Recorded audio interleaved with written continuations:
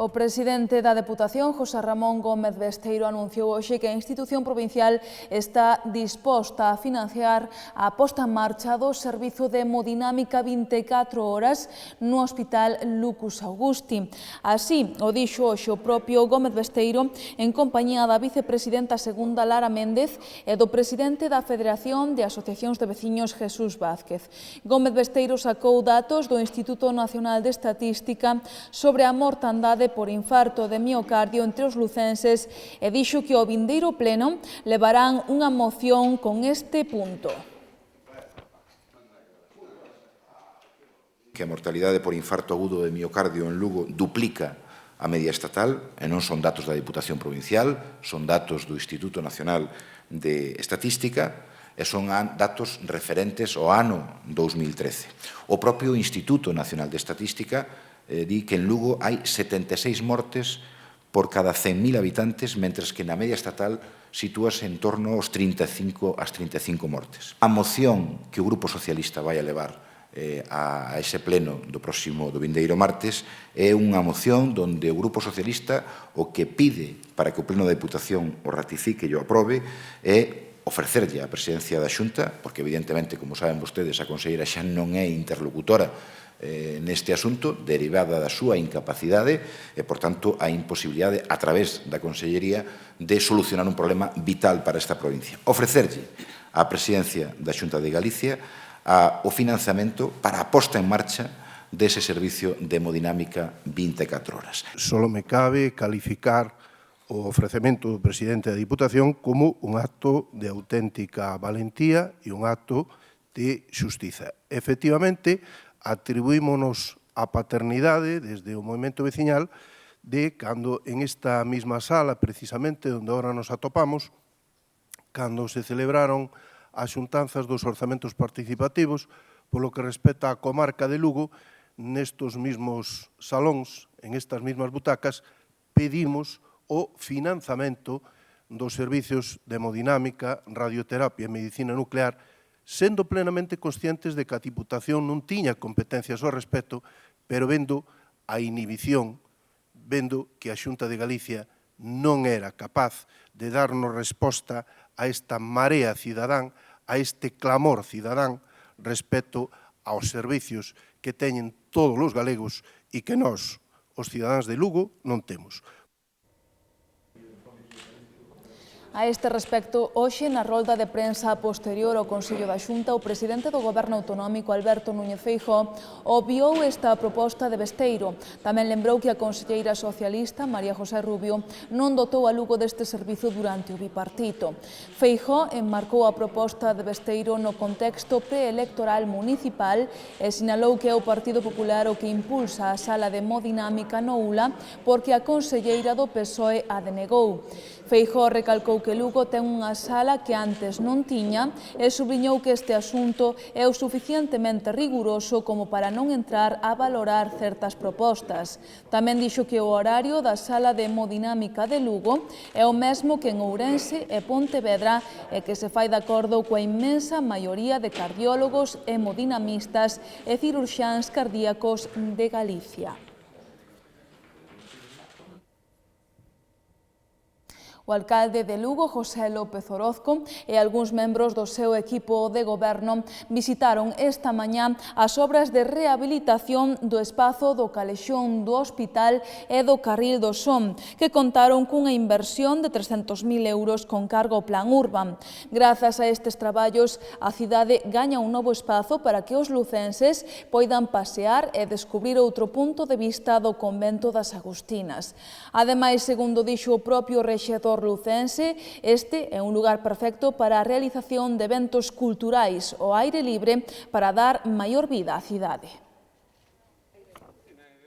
Con unha inversión de 300.000 euros, abrimos, eu penso que para a maioría, a enorme maioría dos cidadáns de Lugo e para aqueles que nos visiten, un calexón que non era coñecido, que ninguén viña por aquí, porque había galpóns, estaba interrompido incluso o paso de peóns.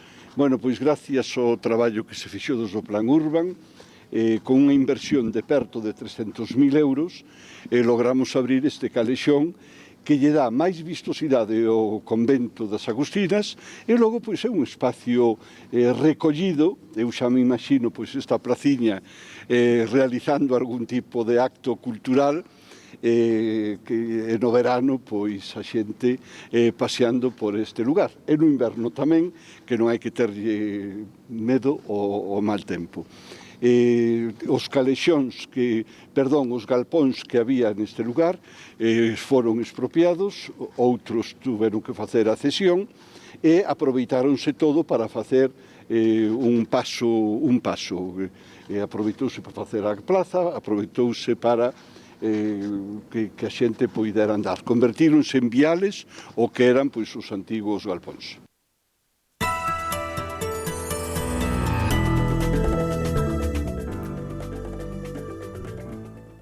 A 11ª edición do curso de primavera da USC afondará na segunda parte do Quijote, obra cumio de Miguel de Cervantes. A cita terá lugar na Facultade de Humanidades entre os días 21 e 23 de abril.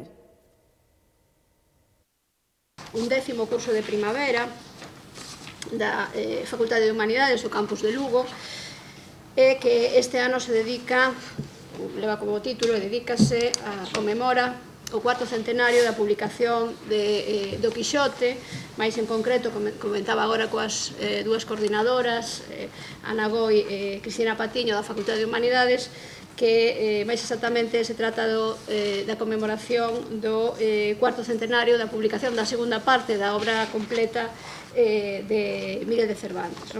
Este curso vaise desenvolver na Facultade de Humanidades de Lugo durante os días 21, 22 e 23 de abril. Son datas tamén significativas e buscadas porque buscouse facer coincidir esta celebración co Día do Libro e tamén aproximarse á festividade de Santo Isidoro de Sevilla, que é patrono da facultade e foi, digamos, relevante como pai da transmisión da cultura clásica á época medieval. Os destinatarios, dado ese perfil académico pero divulgativo que ten o curso, son, primeiramente, obviamente, os estudantes universitarios que poden conseguir un crédito de libre configuración ou tamén para as titulacións, digamos, antigas ou un crédito ECTS. Isto vais a certificar. Logo tamén, evidentemente, están tamén abertas as sesións ao público en xeral e parecenos que pode ter un interese quizáis máis relevante para o profesorado de secundaria. É moi importante para nós na Facultade de Humanidades, para os profesores, para os estudiantes, que exista este foro, como acaba de contar a vicerreitora moi ben, que ten unha prehistoria e ten unha actualidade viva. Neste caso, trátase da segunda fase da convocatoria inicial.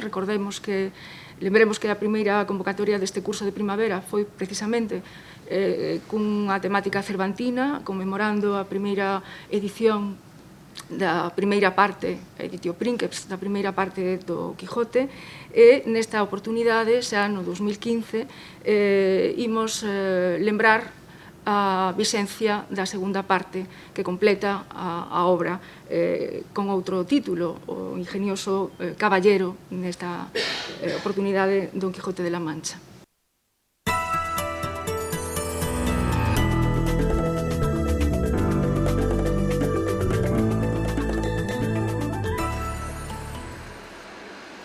Na provincia nos últimos anos saíron á luz varias macrocausas moi mediáticas e chamativas que dan á poboación unha sensación de corrupción preocupante e que tamén fan pensar en que certos casos poden quedar impunes ante a súa dilación indefinida no tempo. Disto e do colapso xudicial falaremos hoxe despois deste informativo en Lugo a Debate. Para iso contaremos co presidente da Audiencia Provincial, José Antonio Varela Agrelo, Luís Villares, coordinador en Galicia de Xuíces para a Democracia, e Félix Mondelo, decano do Colexio Oficial de Abogados de Lugo.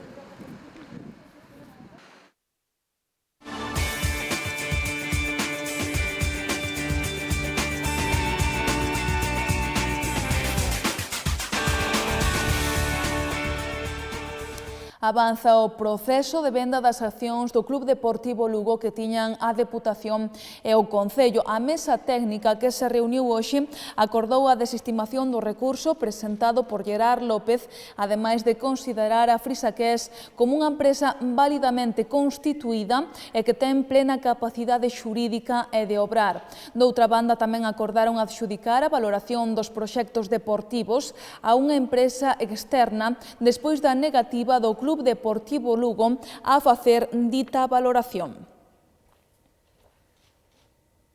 O Ribeira Sacra Breogán quere manter as súas aspiracións de acadar o ascenso directo.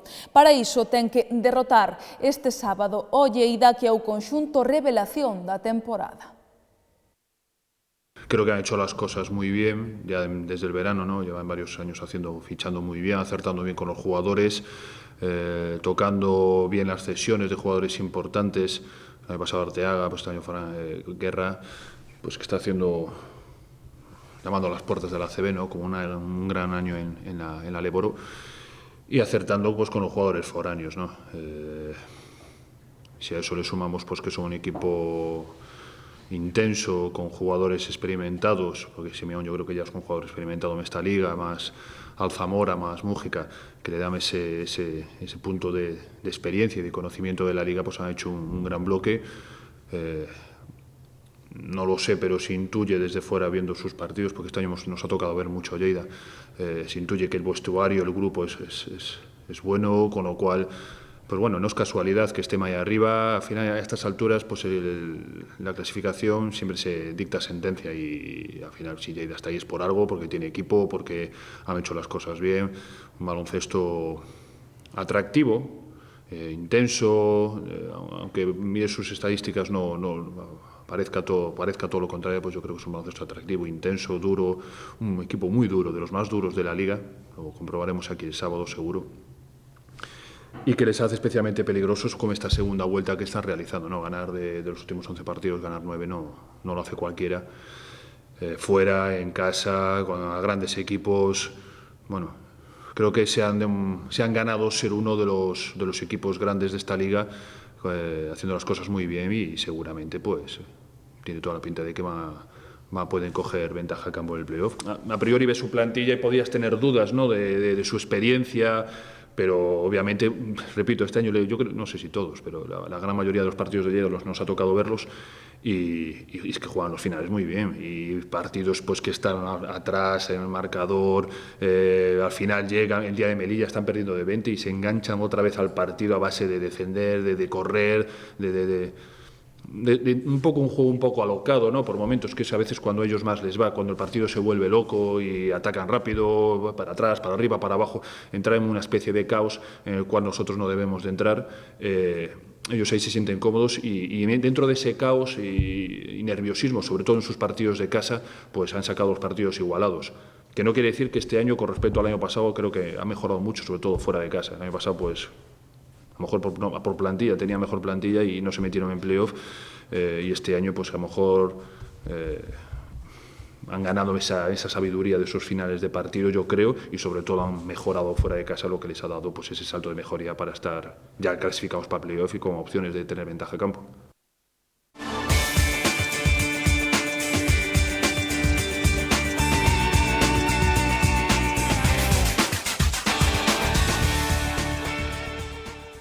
Isto foi todo pola nosa parte, deixámonos agora coa exposición Olladas e despois co programa Lugo a Debate, no que hoxe falaremos do colapso xudicial, así que non se o perdan. Boas noites.